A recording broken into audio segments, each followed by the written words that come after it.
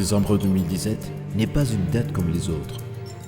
C'est la date à laquelle la marine argentine a confié à ATS la tâche capitale de transporter de la France vers notre pays.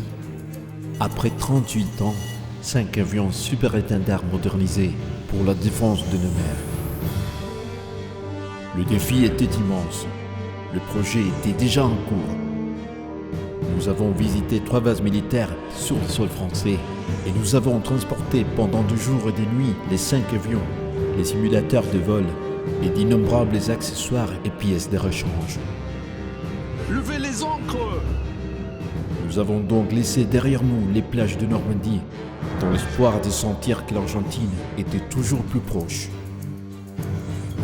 Après des jours interminables, la proue pénétrait dans les eaux de bord de Bahia Blanca, jusqu'à ce qu'à la fin, déjà sous le froid du mois de mai, le compte à rebours commençait à devenir réalité.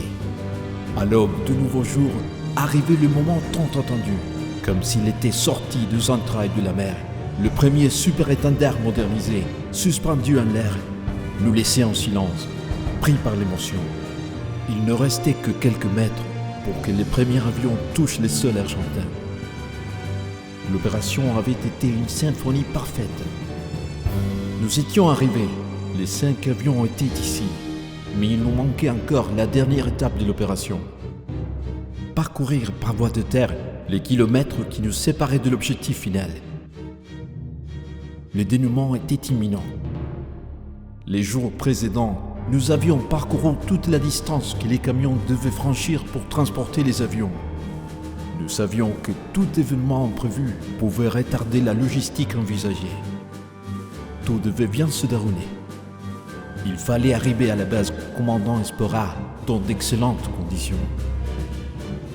Les soutiens des Argentins qui gardaient la caravane à chaque pas et leurs salutations chaleureuses donnaient la force nécessaire pour continuer. Pour continuer et arriver. Rien de tel que l'objectif atteint. Cette réalisation, qui semblait très lointaine au début, nous fait sentir que nous sommes déjà un petit morceau de notre histoire. Et c'est grâce à l'union de la volonté et du travail d'équipe que nous sommes devenus une légende.